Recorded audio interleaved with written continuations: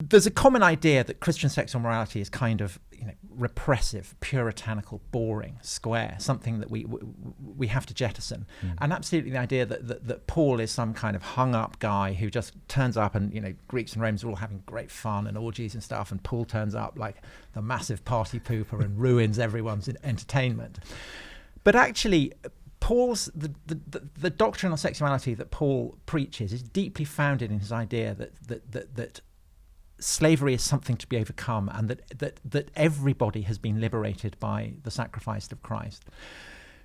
Because what he is saying is that every human being, by virtue of Christ's sacrifice and death, now has a value. And he specifically says that they have a bodily integrity, and that every man, every woman, every child has that their bodily sacrality is a reflection of, if in the case of a woman, of the church, and in the case of a man, of Christ himself.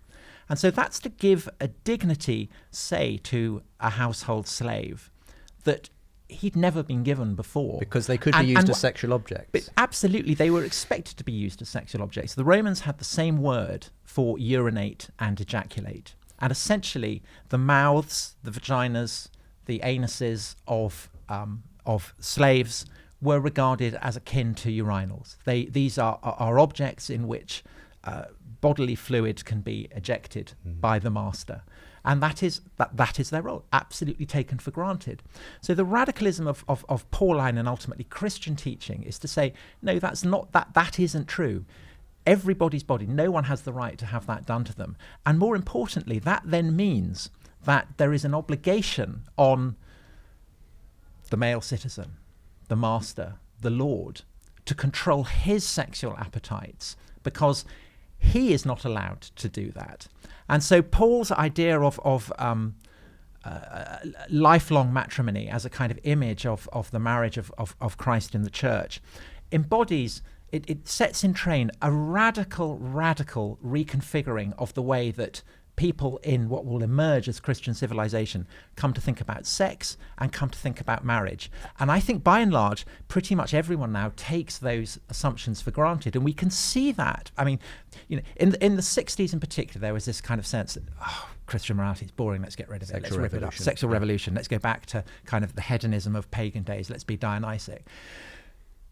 Of course, the Greek god Dionysus was a rapist. All the Greek gods were regular rapists. It enshrined the idea that males had the right to use their inferiors in any way that they wanted. And that was something that essentially over the course of the 70s, the 80s, and the 90s, we know what the consequence of that was. And we see that now with the Me Too movement, which essentially is an attempt to reimpose Christian sexual morality. And the paradox of this, and there are so many paradoxes that surround this, is that women who go on marches in support of Me Too will dress up in the costumes of handmaids from Margaret Atwood's novel and the TV adaptation of it. And that, of course, is written as a parody of Puritanism. Yet essentially what they are demanding is that men control themselves and essentially behave as Puritans. And the truth is that Me Too would only work, it would only have the resonance that it does if most men accepted the validity of what women protesters were saying. And I think that by and large they do. And I think that is, if that is not evidence of the saturating effect of Christian teaching over 2,000 years, I don't know what is.